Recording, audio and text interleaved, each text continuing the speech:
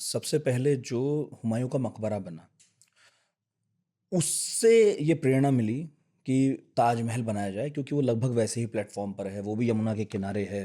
क्या ये ठीक है? और दूसरी बात, आप खुद कहते हैं कि ताजमहल एक कॉम्प्लेक्स है, ताज कॉम्प्लेक्स है। ताजमहल जो है वो तो उसका एक हिस्सा भर है। तो जो यमुना के इस तरफ एक और ताजमहल की बात कही जाती है, वो भी कभी उस कॉम्प्लेक्स का हिस्सा था क्या? वहाँ कुछ बनाने की जी कोशिश हाँ, करी? देखिए, अगर अब तो पहले तो वो काला ताज और क्या क्या करके हाँ, बोलते थे। मिथ्स चलती थी। अब तो जब से वहाँ के ऊपर वो माता बाग के नाम से गार्डन, चंद्रोद्यान पियनोक ने कहा शायद। हाँ, तो अगर आप उसको एरियल व्यू लें तो जितना बड़ा गार्डन इधर है, हाँ हाँ, बिल्कुल मतलब बिल्कुल ताजमहल बीच में आ जाता है। बिल्कुल। एक्चुअली आप चाहे एतमातुद्दौला चले जाएं, हुमायूं का मकबरा चले जाएं, लाहौर में जहांगीर का अपना जो मकबरा है उसमें चले जाएं, सिकंदरा में जो अकबर का है उस पर चले जाएं, हर जगह आपको मकबरा जो है मुगल गार्डन के बीच में मिलेगा।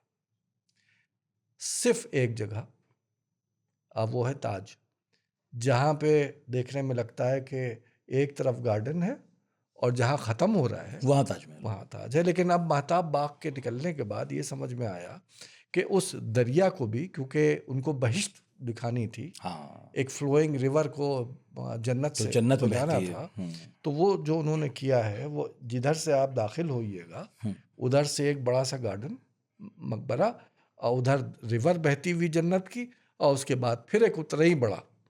तो एक्चुअली वही प्लान जो दूसरे गार्डन्स टूम्स का था, वही मेंटेन किया गया ताजमहल में भी। कोई न कोई काला ताज था, न कुछ था। That was also an extension, जैसे मैंने कहा, एक पूरा कॉम्प्लेक्स था ये, जो आज अभी चंद साल पहले खोद के महताब बाग के नाम से निकाला गया है। और एक चीज़ और याद रखिए कि ये पूरे जो गार्डन्स हैं, बेसिकली ये अकबर वो बाबर के बाबर। पीरियड में शुरू हुए थे। और लेकिन महताब बाग जब निकला तो पता चला कि हाँ, ओरिजिनल गार्डन तो यहाँ था कोई ना कोई, लेकिन इसको भी शाहजहां ने रिनोवेट करवा के उसी अंदाज में बनवाया है जैसे कि इधर का गार्डन बनवाया था। तो it's an part and parcel of the Taj complex. आप इसकी फोटो भी आप देखना चाहें तो एबाकॉश की किताब में आपको और इलस्ट्रेशन सर, भी इसका झरने भी मिल बहते जाएगा। थे, उसकी भी कोई इंजीनियरिंग थी वहाँ पर? झरने भी जाहिर है कि मौजूद थे, जो आबशार कहलाते थे। माही पुष्ट आबशार, जिसपे पत्थर को स्केल्स पे काटा जाता था, और वो आपको दिल्ली के फोर्ट पे भी मिल जाएगा। अनफॉर्चुनेटली अब वो फव्वारे चल नहीं रहे हैं, चारों तरफ मिल जाएगा। फतेहपुर सीकरी में जब मैं बाबर का गार्डन ढूंढ रहा था, जो बाग फत के नाम से बना था, जिस पे बाद में अकबर ने फतेहपुर सीकरी बसा दिया था, तो उस गार्डन में भी आपको ये माही पुष्ट आबशार, यानी ऊंचाई से जब नीचे ले जाते थे तो इस टाइप से एक स्लैब लगाते थे जिस पे फिश स्केल्स का डिज़ाइन होता था। उस पे जब पानी बहेगा तो वो झरने की तरह हाँ, अच्छा लगता था। वो एक स्पार्कल करता हुआ, जब रोशनी में रात में उसके नीचे दिए जला दिए जाते थे तो वो रात में भी वो स्पार्कलिंग उसकी मौजूद रहती थी।